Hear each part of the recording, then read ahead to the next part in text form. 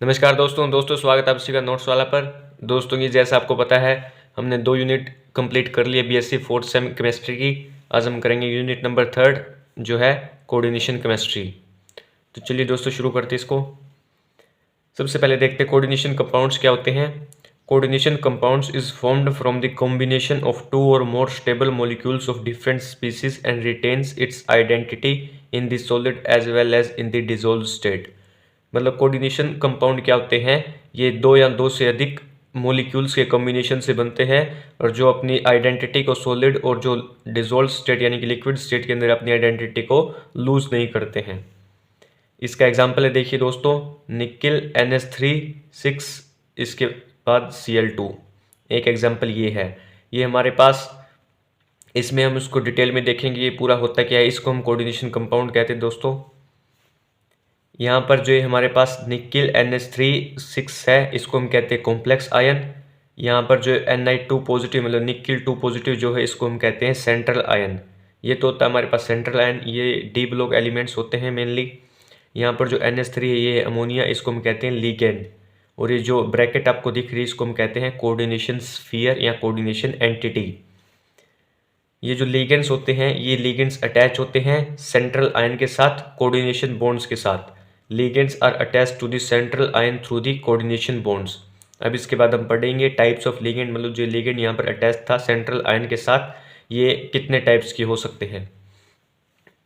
सबसे पहले अगर बात करूँ, सबसे पहले हमारे पास है यूनिडेंटेड लिगेंड। यूनिडेंटेड लिगेंड ये ऐसे लिगेंड्स होते हैं जो एक ही साइड से कोऑर्डिनेट करते हैं, मतलब इनके पास क्या होता है, एक ही डोनर एटम होता है। जैसे F negative, Cl negative, Br negative, Cn negative, ये एग्जांपल्स है यूनिडेंटेड लिगेंड के। मतलब ये ऐसे लिगेंड्स होते हैं जो एक ही साइड से क्या करते हैं, कोऑर्डिनेट करते हैं मेटल आयन के साथ। अब नेक्स्ट है बाइडेंटेड लिगेंड। बाइडेंटेड लिगेंड के अंदर दोस्तों ऐसे लिगेंड्स आते हैं जो 2 साइड से या 2 पोजीशन से अटैच हो सकते हैं सेंट्रल मेटल आयन के साथ। Ligands which can coordinate to the central ion through 2 positions and have 2 donor atoms. मतलब 2 डोनर एटम्स होते हैं और 2 पोजीशन से अटैच हो सकते हैं सेंट्रल मेटल आयन के साथ। इसके एग्जांपल है दोस्तों ऑक्सलेट आयन और इथाइलिन डाइअमाइन। ये आपको याद रखने मोस्ट इंपॉर्टेंट है दोस्तों। ये इसका स्ट्रक्चर है ऑक्सलेट आयन का। इसको हम OX से भी रिप्रेजेंट करते हैं। ये ऑक्सीजन से भी बॉन्ड बना, ऑक्सीजन की साइड से भी अटैच हो सकता है कॉम्प्लेक्स आयन के साथ और कार्बन की साइड से भी। इसी प्रकार से यहाँ पर हमारे पास इथाइलिन डाइअमाइन, जिसको हम शॉर्ट फॉर्म में EN लिखते हैं, ये C2O4 ऑक्सलेट आयन का फॉर्मूला होता है दोस्तों, ये आपको याद रखना है। इसके बाद बाइडेंटेड के बाद आते हैं पॉलीडेंटेड लिगेंड। जो लिगेंड्स 2 या 2 से अधिक साइड से, मतलब 2 या 2 से अधिक डोनर एटम के साथ अटैच हो सकते हो कॉम्प्लेक्स आयन के साथ, उनको हम पॉलीडेंटेड लिगेंड कहते हैं। Ligands having more than 2 donor atoms और more than 2 present in the molecule, मतलब 2 या 2 से अधिक डोनर एटम्स जिस भी लिगेंड के पास होंगे उसे हम पॉलीडेंटेड लिगेंड कहते हैं। इसका एक एग्जांपल है दोस्तों EDTA, जिसे हम कहते हैं ethylene diamine tetra acetic acid. Most important है दोस्तों। ये क्या करता है दोस्तों, ये हेक्साडेंटेड लिगेंड है और ये 6 साइड से अटैच हो सकता है कॉम्प्लेक्स आयन के साथ।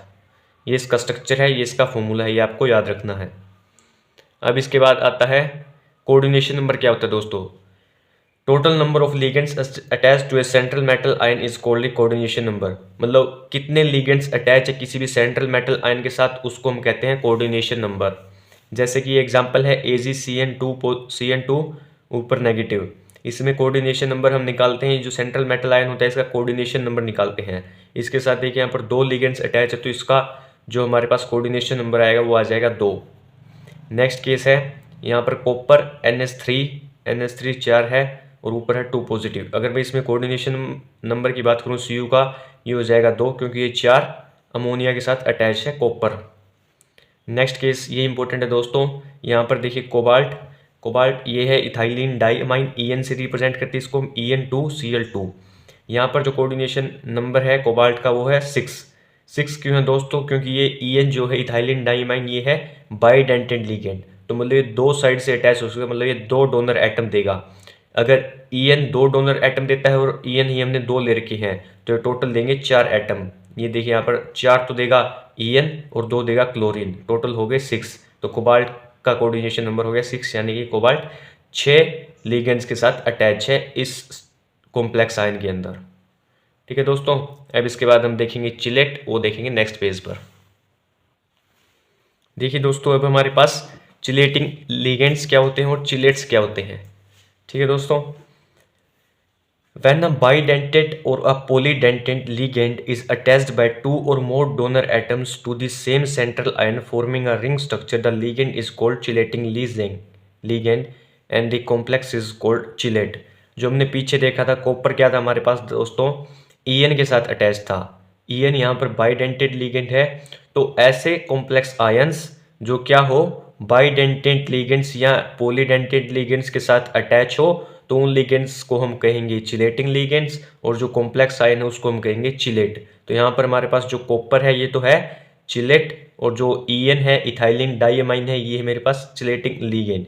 ये यहाँ पर डेफिनेशन में लिख रखा है, जब कोई व्हेन अ बाइडेंटेट और a polydentate ligand is attached by two और मोर डोनर एटम्स, जो मतलब पॉलीडेंटेट लिगेंड दो या दो से अधिक डोनर एटम्स के साथ अटैच हो जाते हैं सेंट्रल आयन के साथ रिंग स्ट्रक्चर बनाते हुए, तो हम उसको लिगेंड को कहते हैं चिलेटिंग लिगेंड, और कॉम्प्लेक्स आयन को कहते हैं हम चिलेट। ये यहाँ पर इसका एग्जांपल भी आप लिख सकते हो, पीछे वाला भी लिख सकते हो जो कोबाल्ट का था। चिलेट्स आर रिंग, मतलब रिंग होते हैं, यानी कि ये साइक्लिक कंपाउंड्स होते हैं, and the chelated compounds are more stable than similar non chelated compound. ये इंपॉर्टेंट बात है कि जो हमारे पास चिलेटेड कॉम्प्लेक्स होते हैं, ये हमारे पास चिलेटेड कॉम्प्लेक्स है तो ये ज़्यादा स्टेबल होता है जो नॉन चिलेटेड कॉम्प्लेक्स है। मतलब यहाँ पर अगर और कोई आ जाता है, जैसे अमोनिया आ जाता, तो वो लेस स्टेबल होता, जबकि ये ज़्यादा स्टेबल है। ये ज़्यादा स्टेबल क्यों है, इस पे क्वेश्चन आ सकता है दोस्तों। इसके मेनली 3 इफेक्ट है। पहला इफेक्ट है दोस्तों चिलेट इफेक्ट। चिलेट इफेक्ट में क्या होता है, complex formed by chelating ligand such as EN EDTA are more stable than those formed by the monodentate ligand such as H2O NH3।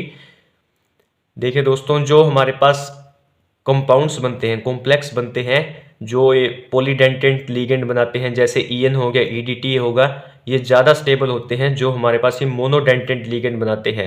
Monodentate ligand जैसे H2O NH3, मतलब जो monodentate ligand किसी भी metal के साथ अटैच होकर जो complex बनाएंगे वो लेस स्टेबल होगा, और जो EDTA वगैरह ये कॉम्प्लेक्स बनाएंगे ज़्यादा स्टेबल होगा। इसको हम चिलेट इफेक्ट कहते हैं। इससे क्या होगा, this enhance stability of complexes containing chelate ligands is called chelate effect. तो इससे क्या होगा, उनकी स्टेबिलिटी ज़्यादा हो जाएगी दोस्तों, और इसको हम चिलेट इफेक्ट कहते हैं। इसके बाद सेकंड इफेक्ट है, सेकंड रीजन है number of chelate rings larger the number of chelate rings in a complex the greater the stability.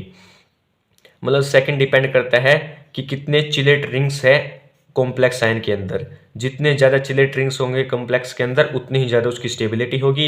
ये सेकंड फैक्टर है। थर्ड फैक्टर है smaller the size of chelate ring greater the stability. मतलब जितना छोटा size होगा chelate ring का, उतनी ही ज़्यादा क्या होगी, स्टेबिलिटी होगी। तो ये 3 रीजंस थे जिस वजह से क्या होते हैं हमारे पास, जो स्टेबिलिटी को अफेक्ट करते हैं फैक्टर्स। इसमें चिलेट इफेक्ट इंपॉर्टेंट है, ये देख लेना आप। अब इसके बाद ये वीडियो तो दोस्तों लंबा हो जाएगा। इसके बाद नेक्स्ट वीडियो में हम करेंगे isomerism in coordination compound. Important topic है दोस्तों, इस पे से 6 या 8 मार्क्स का जरूर क्वेश्चन बनेगा, और ये चिलेट और चिलेटिंग लीजेंड्स वाला भी इंपॉर्टेंट टॉपिक है। तो ठीक है दोस्तों, मिलते हैं नेक्स्ट वीडियो में, तब तक के लिए बाय बाय। जय हिंद, जय भारत।